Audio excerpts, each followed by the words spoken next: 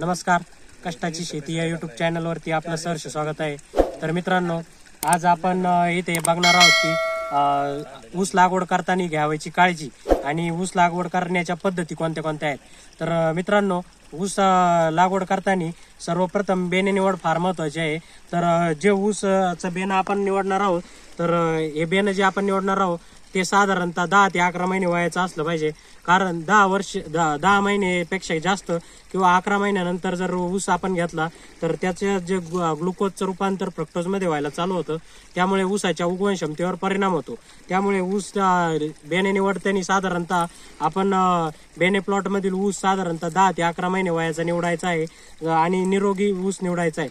तर मित्रांनो, त्यानंतर ऊस निवडायचं कसा, तर हा ऊस आपल्याला घ्यायचा नाही, कारण याला जारवा फुटेला आहे। तर यामुळे इथं जरी डोळा चांगला असला तरी जारवा फुटेला असल्यामुळे त्या ऊसाचं उगवण चांगली होणार नाही। त्यामुळे आपण अशा प्रकारचं बेणं निवडायचं नाही।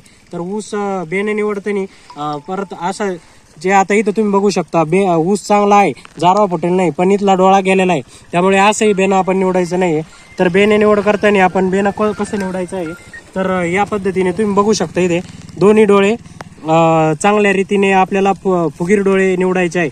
तर यामुळे काय होणार, इथे आपण जी लागण करणार आहोत ती 2 डोळा पद्धतीने लागण करणार आहोत, त्याच्यामुळे दोन्ही डोळे एकदम चांगल्या कंडिशन मध्ये असले पाहिजे।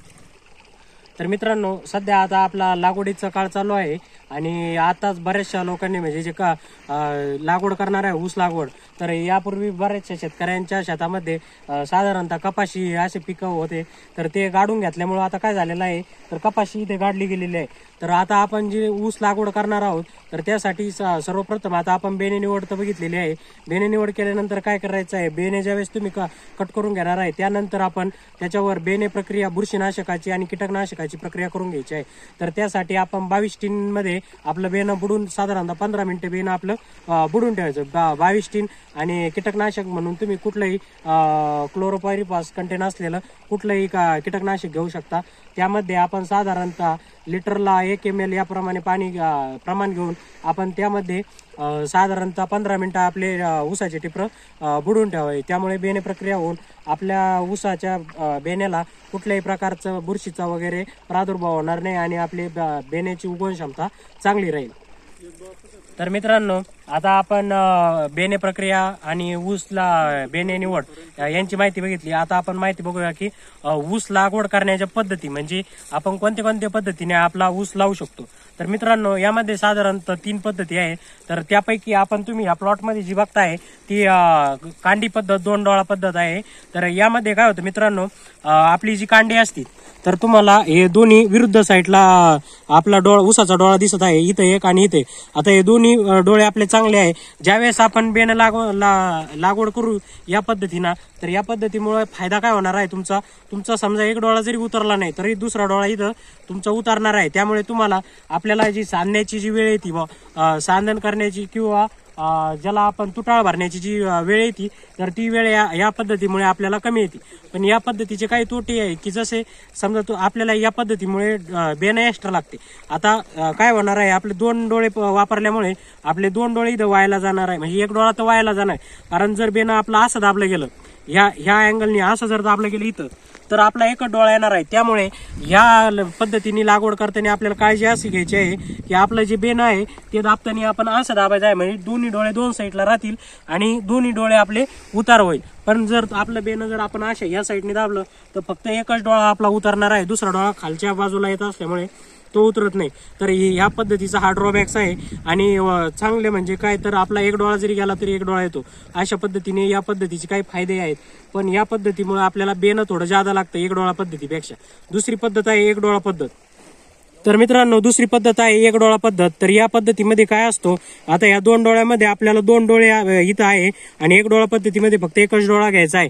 आणि या पद्धतीमध्ये आपल्याला लागवड करताना विशेष खबरदारी घ्यावी लागते की आपला हा जो डोळा आहे तो कुठल्याही असं साईडला वगैरे नसला पाहिजे, तो डोळा आपला वरच आला पाहिजे। तर या पद्धतीमुळे काय होणार आहे, इथे तुम्हाला जे 2 डोळे लागणार आहे तर ते तुमचं एका डोळ्यात काम होत असल्यामुळे आपल्याला निम्म बेणं म्हणजे 1 डोळा पद्धतीला आपल्याला म्हणजे 2 डोळा पद्धतीला जर आपल्याला साधारण 1 टन टन जर लागत असेल बेणं तर या पद्धतीमुळे आपल्याला फक्त 500 किलो लागणार आहे.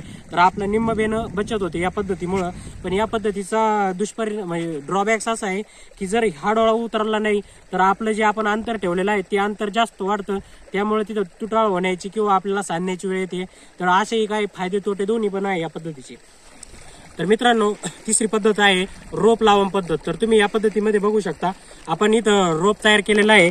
तर या रोप लावण पद्धतीमध्ये काय होणार आहे, आपलं रोप समजा आपल्या इथं जर उभं पीक आहे आणि तुम्हाला जर 1 महिन्यानंतर लागवड करायची आहे तर तुमचा तो 1 महिना पिरियड तुम्ही रोप लावण केल्यामुळे तो पिरियड वाचतो आपला. आणि त्यामुळे तुम्हाला 1 महिन्याचं म्हणजे जे तुमच्या वावरात 1 महिना जाणार आहे रोपाचं तर ते तुम्ही इकडं ट्रेमध्ये बनवून तुम्ही समजा ते तेवढा काळा वाचतो आपला, म्हणजे आपलं उत्पन्नही वाढतं. तर असे काही फायदे आहेत. तर या पद्धतीमुळे काय होणार आहे मित्रांनो, आपली तुटाळ अजिबात होणार नाही. म्हणजे तुम्ही रोप लावलं म्हणजे ती इथं उतरलेलं असणार आहे, त्याच्यामुळे तुटाळ भरून काढण्याची किंवा आपण जी सांधण्याची प्रोसेस म्हणतो ती करावी लागणार नाही. तर या पद्धतीमध्ये समजा आपल्याला एका डोळ्यातून जर 10 फुटवे पाहिजे असेल तर त्याचं नियोजन करणं आपल्याला सोपं जातं. कारण आपण काय करणार आहे, इथं जर 1 डोळा लावला तर साधारणतः 1 फूट किंवा 1.5 फूट म्हणजे आपल्याला जेवढं अंतर सोडायचं ते सोडून लावणार आहे. त्यामुळे संख्या नियोजन आपल्याला सोपे जाते. तर या पद्धतीमध्ये आपल्याला साधारणतः एकरी 4,500 ते 5,000 म्हणजे आपण अंतर जसं सोडू त्यानुसार 4,500 ते 5,000 रोपे आपल्याला एकरी लागतात. तर या पद्धतीमुळे आपला 1 डोळ्याला जेवढा खर्च येतो तेवढाच येतो. फक्त 1 डोळा पद्धत आणि रोप लावण पद्धतीमध्ये फरक एवढा आहे की यामध्ये काही डोळे फेल जाऊ शकतात, तर यामध्ये डोळे फेल जाणार नाही. कारण आपण जे रोप तयार झालेलं असतं ते डायरेक्ट लावणार असल्यामुळे आपल्या कुठल्याही प्रकारची तुटाळ होण्याची शक्यता संपून जाते. तर मित्रांनो, या पद्धतीमध्ये रोप लावताना खबरदारी ही घ्यायची आहे की ज्यावेळेस आपण हे रोप लावणार आहोत तर हे रोप ज्यावेळेस आपण लावू त्याच्या कडाने ज्यावेळेस माती टाकू आपण आणि ओलीमध्ये आधी पाणी देऊन ओलं करून घ्यायचंय, त्यानंतर असं पायाने पूर्णतः प्रेस करून घ्यायचं आहे, जेणेकरून आपल्या ज्या ऊसाच्या मुळ्या आहे त्या खाली पूर्णतः प्रेस झाल्यामुळे त्याची उगवण लवकर होते आणि अशा पद्धतीने आपली रोप लावण्याची उगवण होऊन जाते. तर मित्रांनो, आता आपण या तिन्ही पद्धती बघितलेल्या आहे, 2 डोळा पद्धत, 1 डोळा पद्धत आणि रोप लागवड पद्धत. तर साधारणतः तुम्हाला एक अंदाजे खर्च सांगतो, तर फक्त रोपाचा खर्च सांगतो, बाकी सांगत नाही. तर 2 डोळा पद्धत जी आहे कांडी पद्धत लागवड, तर यामध्ये साधारणतः आपल्याला एकरी 2.25 टनापर्यंत बेणं लागतं. तर याचा साधारणतः खर्च आपल्याला 2,500 रुपये टनानी जरी आपण बेणं पकडलं तरी साधारणतः 2.25 टन म्हणजे आपल्याला साधारणतः 6,000 रुपये एकराला याचा बेण्याचा खर्च येतो. आता त्याच पद्धतीमध्ये म्हणजे आपण जर 1 डोळा पद्धत केली तर याचा आपलं बेणे निम्म्याने लागणार आहे, म्हणजे साधारणतः आपल्याला 1.25 टन 1 टन ऊस लागेल. तर त्यामुळे या पद्धतीचा खर्च 3,000 येतो.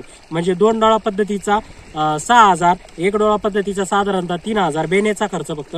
आणि रोप लागवड पद्धत आपण नर्सरीमधून रोप विकत आणू नका. तर त्यासाठी काय करायचं आहे, शेतातल्या शेतातच आपण ज्याला सुपरकेन नर्सरी असं म्हणतो, तर सुपरकेन नर्सरीचा उपयोग करून आपण शेतात फक्त 50 पैसे खर्चात आपण 1 रोप तयार करू शकतो. तर त्यासाठी आपला व्हिडिओ आहे तर तो तुम्हाला डिस्क्रिप्शनमध्ये दिला जाईल. तर त्या पद्धतीचा अवलंब करून तुम्ही सुपरकेन नर्सरीद्वारे फक्त 50 पैसे खर्चात रोप तयार करू शकता. तर अशा पद्धतीने एकंदरीत तुम्ही आता ही सगळी माहिती दिलेली आहे, तर तुम्हाला कुठली पद्धत सोयीस्कर वाटते आणि त्या हिशोबाने तुम्ही बेण्याची पद्धतीची निवड करा. तर मित्रांनो, सध्या हिवाळ्याचे दिवस चालू आहे, त्यामुळे जे ऊसाच्या उतार होण्याची क्षमता आहे तर ऊस थोडा लेट उगवतो थंडीमुळं. तर रोप लावण पद्धत जर आपण प्रेफरन्स केली तर त्याचा आपल्याला फायदा असे होईल की आपला डोळा आधीच उतरलेला असल्यामुळे आपल्याला ऊस उतरण्यास तकलीफ होणार नाही आणि आपलं उत्पन्न म्हणजे 2-4 दिवसात आपल्या ऊसाच्या मुळ्या सेट झाल्यानंतर लगेच आपल्या ऊसाची वाढ स्टार्ट होणार आहे. तर त्यामुळे सध्या हिवाळ्याच्या दिवसात तरी माझं एक मत आहे की आपण रोप लावण पद्धतीचा अवलंब करावा. तर मित्रांनो, अशा प्रकारे आपण तुम्हाला 1 डोळा 2 डोळा रोप लागवण या पद्धतींविषयी माहिती दिलेली आहे. तर तुम्हाला आमचा व्हिडिओ कसा वाटला हे आम्हाला कमेंट करून कळवा आणि व्हिडिओ आवडल्यास लाईक करा आणि चॅनलला सबस्क्राईब करायला विसरू नका. धन्यवाद.